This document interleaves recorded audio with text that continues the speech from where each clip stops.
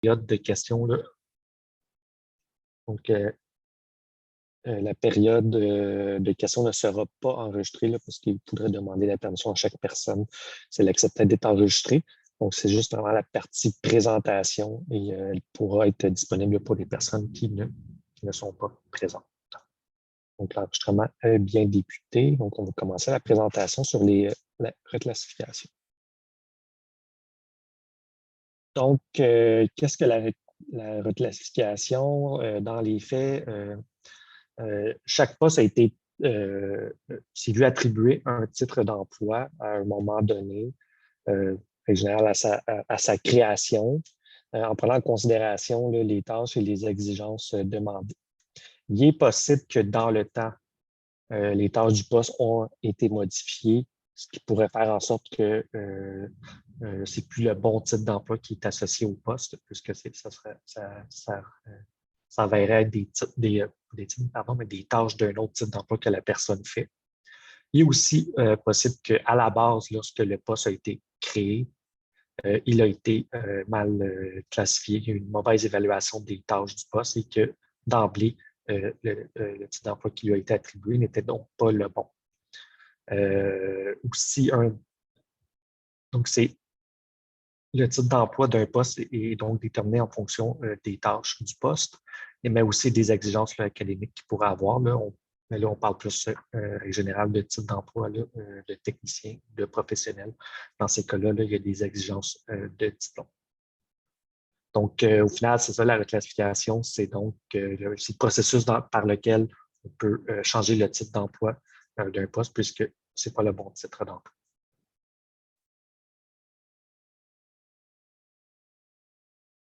Donc,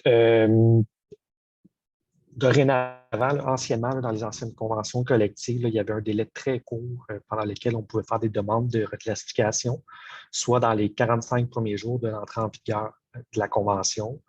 Vous vous souvenez, la dernière convention, c'était d'une durée de 5 ans, donc une période de 45 jours pour faire une demande. Sur 5 ans, c'est très peu.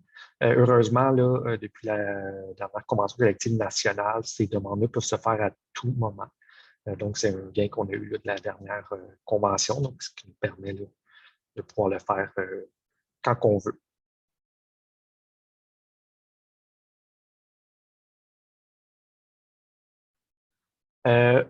Bon, d'emblée, je vous dis que ça sera peut-être le rendez-vous syndical où il y aura le plus de zones grises.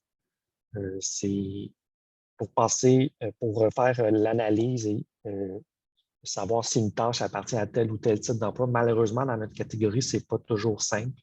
La nuance entre classe 4 et classe 3 ou classe 3 et classe 2, elle n'est pas tranchée au couteau. C'est pas comme dans d'autres types d'emplois. Je prends l'exemple de préposant l'entretien ménager. Mais si la personne, on lui demande de changer des couches, on sait que ce n'est pas une tâche d'entretien ménager, c'est clair. C'est relativement facile de savoir ce qui appartient à un type d'emploi et ce qui appartient à un autre. C'est moins le cas là, dans notre catégorie. Malheureusement, là, il y a beaucoup de nuances. Ce n'est pas tout le temps très clair. Donc, je vais mettre l'accent sur 4 points importants. Première des choses, il y a eu beaucoup, beaucoup, beaucoup de décisions arbitrales. Là. Donc, des arbitres, c'est les personnes qui viennent trancher quand il y a un litige là, entre le syndicat et l'employeur, qui sont venus déterminer que pour demander une reclassification, il faut que la personne effectue majoritairement, donc plus de 50% du temps, des tâches du type d'emploi visé. Donc, ça, c'est un des premiers critères. Par la suite aussi, c'est ce qui vient déterminer le type d'emploi, c'est la nature des tâches que la personne fait. Donc, c'est vraiment ce qu'elle fait, qu'elle accomplit comme tâche. Donc, elle donne des remplacements, bon, une série de tâches qui peuvent être faites. C'est donc vraiment la nature des tâches qui nous importe. Et elle doit être mise en lien avec le libellé du titre d'emploi. Donc, c'est important pour déterminer si la tâche est une tâche de classe 3 ou de classe 2, par exemple, il faut se fier à ce qui est écrit dans le libellé de la convention collective qu'on appelle la nomenclature, qu'on va voir là, à la diapositive suivante, là, les libellés. Mais il faut vraiment faire le lien entre les deux. Donc, ce n'est pas parce que nécessairement on connaît une personne qu'on côtoie qui, elle fait cette tâche-là et elle est, par exemple, A2, ça ne veut pas nécessairement dire que c'est une tâche de A2. Il faut vraiment faire le lien entre la tâche et ce qui est inscrit dans le libellé du titre d'emploi pour savoir à quel titre d'emploi elle appartient, puisque c'est très fréquent qu'une personne qui pourrait être A2 pourrait faire des tâches. Oui, elle fait peut-être majoritairement des tâches de A2, mais il se pourrait qu'elle fasse aussi en partie des tâches qu'on pourrait juger être des tâches de A3 ou une partie même des tâches qui seraient des tâches de A1. Donc, il faut vraiment l'analyser en fonction de chacune des tâches. C'est un autre point important, la charge de travail ou la quantité de travail d'une personne n'a aucune incidence là, à savoir quel type d'emploi est là. Ce n'est pas parce que vous avez plus de tâches qu'on vous ajoute des tâches que soudainement vous devenez d'une autre classe. C'est vraiment, je reviens au point précédent, c'est vraiment les tâches que vous faites, c'est la nature qui va déterminer si c'est un type d'emploi ou l'autre. Ce qui nous ramène là, au dernier point, là, donc c'est vraiment en fonction là, de la nomenclature qu'on va voir à l'instant pour les types d'emplois qui nous intéressent aujourd'hui. Donc, pour vous donner des exemples, je vais mettre l'accent, il y a certaines parties soulignées en gras, je vais mettre l'accent sur ces parties-là pour voir que des fois, c'est relativement clair qu'est-ce qui appartient à un type d'emploi dans l'autre. Et dans d'autres cas, ça l'est moins, c'est plus nébuleux. Donc, si on prend les A2 administration, vous voyez qu'en premier, bon, ça dit une personne qui assiste un ou des professionnels ou une équipe de travail.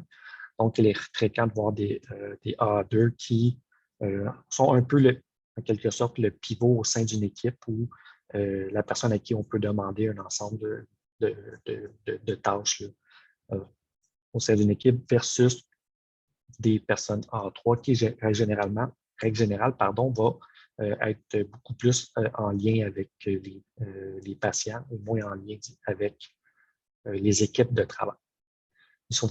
Si on va à la deuxième partie en gras, là, toujours dans l'agent administratif classe 2, vous voyez que ça indique qu'elle accomplit un ensemble de travaux administratifs ou de gestion selon des méthodes et des procédures complexes établies qu'elle peut modifier selon les besoins. Donc, vous voyez qu'ici, des méthodes et des procédures complexes établies, c'est beaucoup plus vague. Qu'est-ce que ça veut dire, malheureusement? Qu'est-ce qui est complexe? Chaque personne pourrait avoir une définition différente. C'est là qu'on voit que là, distinguer une classe d'une autre peut devenir un peu plus complexe. On va vous donner là, des exemples là, de tâches là, pour chacun des types d'emplois par la suite là, pour que vous aider là, à être en mesure là, de savoir si est-ce que vous faites des tâches d'un autre type d'emploi ou non. On va aller à classe 3, donc vous voyez que dans ce cas-là, elle fait une variété de travaux administratifs modérément compliqués selon des directives précises, des méthodes et des procédures établies. Donc, vous voyez, dans l'autre, on parle de méthodes et procédures complexes établies qu'elle peut modifier selon les besoins. Dans ce cas-là, on parle de modérément compliqué. C'est des directives précises, des méthodes et des procédures établies. Donc, la personne, elle suit une procédure et la procédure ne change pas. Il n'y a pas d'autonomie ou de jugement qui va plus loin que ça. Donc, elle applique une procédure que vous voyez comparativement à classe 2 où oui, c'est des procédures complexes établies, mais elle peut avoir à les modifier. Donc, il y a une forme d'autonomie ou de jugement de plus derrière ça. Vous voyez que classe 3, c'est l'exercice des attributions relatives à l'inscription ou à l'admission des usagers. On parle quand même de tâches relativement précises. Donc, c'est pour ça qu'on retrouve souvent des A3 dans les accueils, les réceptions, l'admission à l'urgence, etc. Ça, c'est des tâches quand même relativement précises. Le traitement de données également. Maintenant, on passe à A4. C'est un type d'emploi qu'on a de moins en moins au CIUS. Là. La plupart ont été déjà reclassés là, à titre de A3. Par contre, il en reste quand même là, à certains endroits. Donc, dans leur cas, c'est des travaux de nature simple, à caractère routinier et selon des directives précises. Et donc, encore là, on est dans des notions peut-être un peu plus vagues que précises. Par contre, il y a quand même une série là, de types de tâches là, énumérées comme la reproduction de documents, l'entrée de données informatiques, le dépouillement du courrier, le classement et la distribution de messagerie. Donc, dans ce cas-là, c'est des tâches là, qui sont quand même plus précises, là, qui peuvent aider à identifier si un poste est un poste de A4. Donc, vous allez voir de façon de plus loin, on va vous donner des exemples là, de tâches qui peuvent relever d'un ou d'un autre type d'emploi. Donc, si vous postez via Zephyr, vous savez qu'il y a souvent, pour chaque classe de AA, il y a le secteur administration, secteur secrétariat. C'est un peu, en quelque sorte, interchangeable puisque pour A2 administration, A2 secrétariat, c'est les mêmes salaires. C'est sûr que la nature des tâches va changer un peu, mais ça reste des postes équivalents. Donc, ça va nous amener à c'est ça, comment différencier là, les différents types d'emplois. Donc, on vous a donné quelques exemples pour chacun. Donc, on revient toujours à ce qui était écrit dans le libellé. Donc, vous voyez ici, bon, on revient à des tâches simples, des tâches routinières, directives précises, aucune question à se poser. Donc, il y a pas, on accomplit la tâche sans avoir à juger de je fais-tu telle chose ou telle chose. C'est très précis. Donc, vous avez des exemples. Oups, excusez-moi, j'ai accroché le bouton, désolé. Donc, vous voyez des exemples de tâches, effectuer le suivi téléphonique, orienter les usagers, dépouiller le courrier, effectuer le classement, distribuer la messagerie, reproduire des documents. Ce type d'emploi-là, c'est peut-être le plus facile puisque le libellé, quand même, nomme une série de tâches précises. Donc, c'est peut-être celui qui est le plus facile à identifier, là, savoir si le poste est bien un poste de ce titre d'emploi-là. Ça se complique un petit peu plus avec les autres. Donc, classe 3, vous voyez, donc, on revient à ce que le libellé dit, appliquer les directives précises. Ça prend un minimum de capacité d'adaptation, donc il peut avoir un peu de jugement pour accomplir les tâches. Et donc, une série d'exemples de tâches, donc l'utilisation simple et précise de la bureautique, donc de la numérisation, des mises à jour de répertoire, etc. Le traitement des dossiers médicaux, l'élaboration, donc ça peut être assembler des dossiers médicaux, classer des feuilles volantes, savoir le classer telle feuille du dossier médical, je sais qu'elle va dans telle section, etc. Et évidemment, ce qui est très clair dans le libellé, c'est inscrire et admettre les usagers. Donc, l'inscription, ça, c'est très clair que c'est une tâche qui appartient à ce titre d'emploi-là, d'où la raison pour qu'on les voit souvent dans aux entrées là, des différents sites. Maintenant, passer à classe 2. Donc, on revient toujours à ce qui est inscrit dans le libellé. Donc, est-ce un professionnel ou une équipe de travail dans leur fonction? Donc, on parle de gens qui sont plus souvent dans des équipes de travail plutôt qu'en relation directe avec les patients. L'application de procédures complexes établies. Donc, des exemples de tâches, préparer et saisir à l'ordinateur des lettres et des documents déjà formatés, extraire des rapports selon des procédures établies, prendre en charge la logistique de rencontres ou de formation. Donc, on donne, tout au long dans les 3 cas, je vous donne quelques tâches, ça peut vous aider, c'est pas exhaustif, là, ça se pourrait qu'il y ait d'autres tâches. C'est vraiment juste pour vous aligner de manière générale là, à ce qui est d'un des types d'emploi ou d'un autre type d'emploi, pardon. Qui nous amène, bon, évidemment, si on doit faire une demande de reclassification, évidemment, il faut être qualifié pour le titre d'emploi pour lequel on voudrait que notre poste soit reclassifié. Donc, dans notre cas, aujourd'hui, on parle des AA, donc c'est toujours possible. Si, mettons, vous êtes AA3, bien évidemment, si vous voulez faire une demande de reclassification, je vous invite fortement à aller passer les tests de AA2 avant de faire la demande, si ce n'est pas déjà fait. Par contre, bon, pour certains postes, ça nécessite un diplôme. Dans ce cas-là, évidemment, il faut avoir le diplôme. Donc, dans le cas que vous n'auriez pas le diplôme, la demande consisterait à ce qu'on vous retire les tâches du titre d'emploi que vous faites, puisqu'on ne pouvez pas obtenir ce titre d'emploi-là puisque vous n'avez pas la diplomation nécessaire. Donc, dans ce cas-là, on devrait vous retirer les tâches qui sont d'un autre type d'emploi. Dans le cas où ce que vous êtes qualifié, ben là, c'est une demande de reclassification en bonne et due forme. Et on va vous expliquer comment la faire par la suite.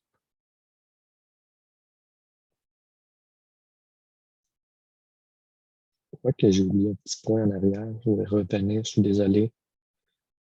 Excusez-moi, j'avais. Est-ce que vous voyez un site Internet qui s'ouvre? Oui. Donc, vous pouvez consulter, c'est la petite partie que je viens d'y passer, j'avais oublié de le faire. Vous pouvez, là, ça vous mène vers le site, là, Christine pourra vous l'écrire dans le chat, là, le lien vers le site. Ça vous permet d'aller consulter l'ensemble des titres d'emploi qui existent dans le réseau de la santé. Donc, vous voyez là, mon curseur qui est sur la nomenclature. Et là, ici en bas, il y a la nomenclature en vigueur. Et là, ça va vous ouvrir un site comme ça et vous pouvez pour chacun des types d'emploi, mettons que je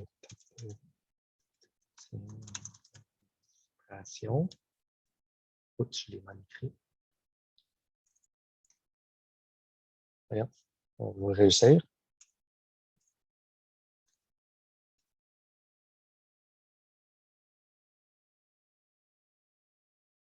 Ici, et là, si vous cliquez dessus, vous aurez le libellé complet pour le titre d'emploi.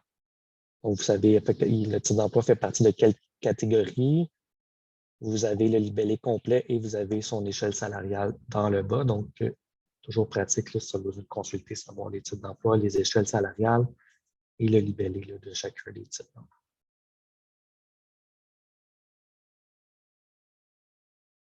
Il y a quelqu'un qui arrive. Je vais retourner parce que j'étais rendu, désolé. Donc, comment faire une demande de reclassification? Donc, on va vous partager le lien aussi là, vers le formulaire. Donc, l'employeur produit un formulaire dans lequel il y a une série de questions. La plupart des questions ne sont pas, à notre avis, là, extrêmement pertinentes. On vous demande est-ce qu'il y a eu un changement de tâche dans les derniers mois, etc. Pour nous, qu'il y a eu des changements ou non sur le poste, ça ne signifie pas automatiquement que le poste est bien classifié. Il se pourrait qu'à la base, le poste a été mal classé lorsqu'il a été créé. Il est possible aussi que le poste a évolué avant que vous arriviez en poste. Donc, il est possible que le poste, les tâches ont changé de ce poste-là, mais avant que vous arriviez dessus. Donc, nous, on revient toujours à la base, c'est on analyse les tâches en fonction du libellé. Que les tâches viennent de changer ou non, ça n'a pas d'importance, c'est le lien. C'est les tâches que vous faites, est-ce que c'est des tâches de tel ou tel autre type d'emploi qui nous importe? François, oui.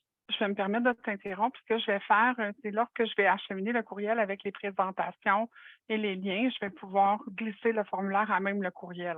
Donc, vous allez recevoir le formulaire de l'employeur à compléter via votre adresse courriel. Parfait, merci. Bien. Donc, quand que vous complétez le formulaire, là, deux trucs importants. Et puis, je vais pouvoir vous en montrer quelques exemples là, par la suite.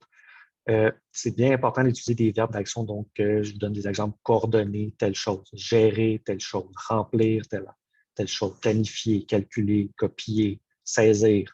Donc, c'est bien important d'utiliser des termes d'action, ça démontre ce que vous faites, d'être précis, mais vous n'êtes pas obligé d'indiquer que vous ouvrez le JBEC, que vous cliquez là, vous cliquez ici. C'est juste en général que ça fait, mais vous devez quand même être précis sur la tâche. Je vous donne un exemple. Des fois, on retrouve dans les formulaires, les gens disent répondre au téléphone. Ça, c'est peut-être l'exemple à éviter. Répondre au téléphone, ça ne nous indique pas ce que vous faites. Parce que pratiquement tous les types d'emplois ont à répondre au téléphone.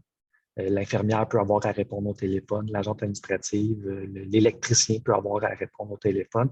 Ce qui importe, c'est ce que vous avez à faire en lien avec l'appel. Donc, est-ce que c'est je prends l'appel et on me demande d'être transféré à la secrétaire médicale de tel médecin.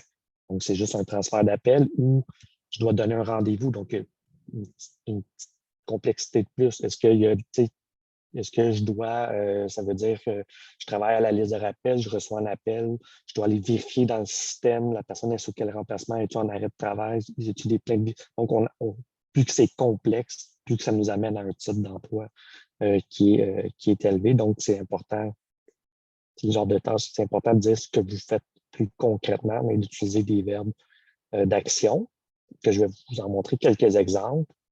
Puis un autre, malheureusement, dans le formulaire d'emploi, on ne le demande pas, mais on vous invite fortement à le faire. C'est que pour chacune des tâches, c'est important d'indiquer le temps que vous y allouez. Donc, sais-tu cette tâche-là, est-ce que je la fais 15 minutes par mois? Est-ce que je la fais 3 heures par semaine, 4 heures par jour? C'est important puisque on doit évaluer aussi le fameux 50 là, que je vous parlais au début. Donc, vous devez faire majoritairement des tâches de l'autre type d'emploi. Et pour être capable de le déterminer, il faut savoir combien de temps vous passez sur chacune des tâches que vous faites. Donc, c'est important. Là.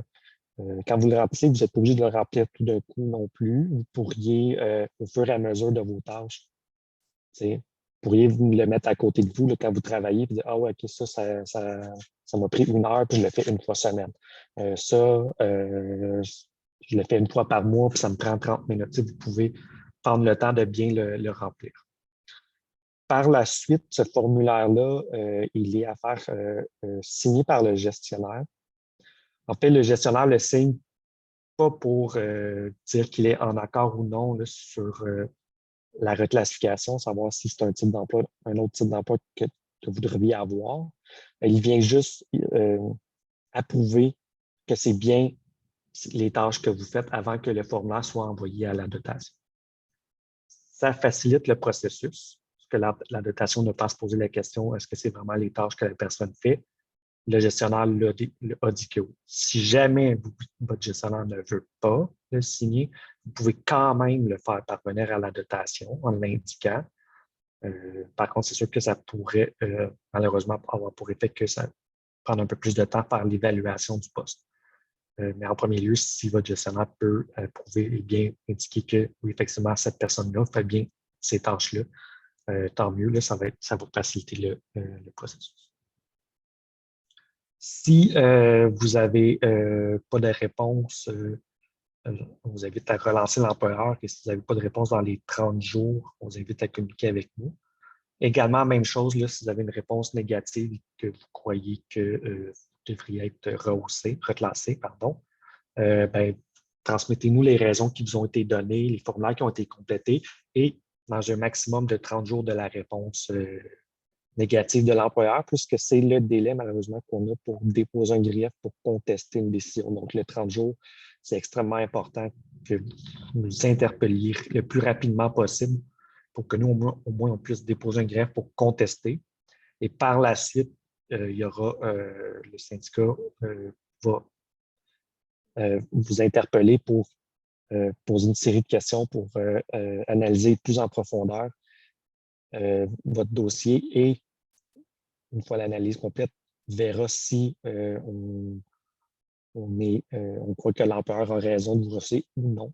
Si c'est dans le cas qu'on croit que non, mais la procédure de grief continuera dans ce cas-là. Je vais vous amener le petit lien que je vous parlais là, pour des exemples de tâches. Donc, vous voyez, ça se retrouve être dans l'intranet. Vous voyez, là, vous avez beaucoup de types d'emplois. Je vais en prendre un qu'on discute aujourd'hui.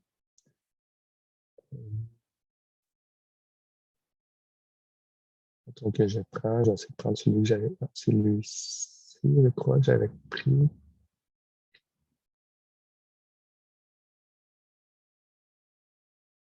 C'est juste pour vous donner là, des exemples. C'est pas.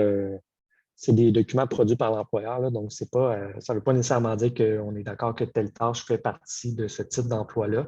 C'est juste pour vous donner des manières, vous montrer là, quelques manières là, d'écrire vos tâches. Là, vous voyez, donc ce qui est important, c'est plus la section 3, ce qu'on voit, les tâches.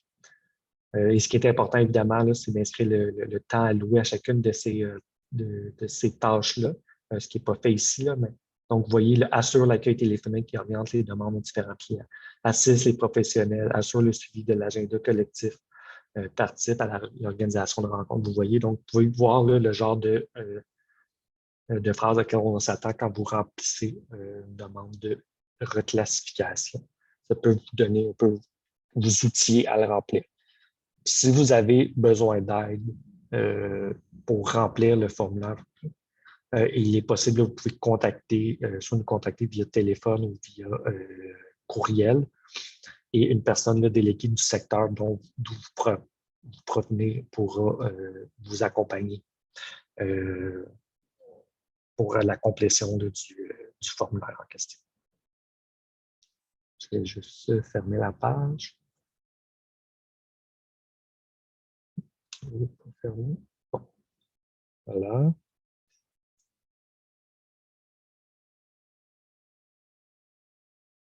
Bon, c'est ce qui faisait le tour là, pour toute la question de la reclassification. Comme à chaque rendez-vous syndical, on fait tout le temps un petit moment là, sur l'actualité syndicale, puis par la suite, là, ce sera la période de questions. Là, vous pourrez poser vos questions. Je vais vous inviter, par contre, c'est un sujet qui peut amener des questions extrêmement spécifiques. Je vais vous demander de garder des questions d'ordre général. Vous avez des trucs vraiment spécifiques qui concernent votre poste, des tâches vraiment spécifiques. Je vous encourage à nous écrire ou à nous interpeller pour qu'il y ait une personne déléguée de votre secteur qui communique avec vous, plus faire le suivi avec vous. Ou vous pouvez aussi là, l'indiquer dans le chat de la rencontre. Là. Christine va les prendre en note et va informer là, les délégués de secteur en question là, de vous appeler pour faire le suivi avec vous.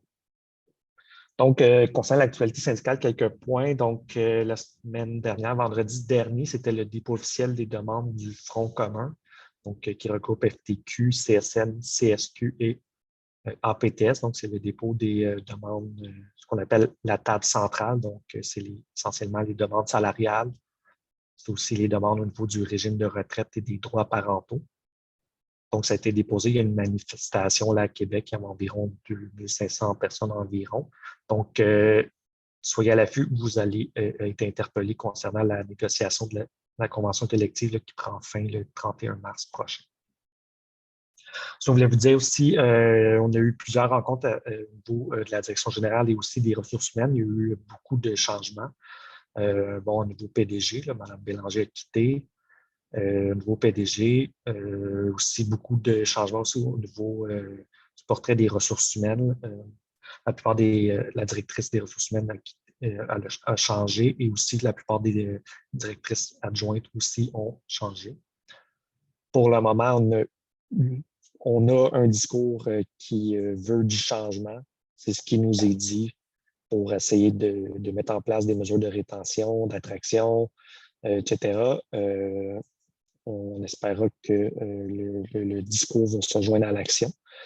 Pour le moment, on n'a malheureusement pas vu beaucoup de changements sur le terrain, mais c'est le discours qui est lancé. Donc, nous, c'est sûr que de notre côté, on s'attend à ce que ça devienne de l'action et non seulement des paroles, mais on tiendra au courant.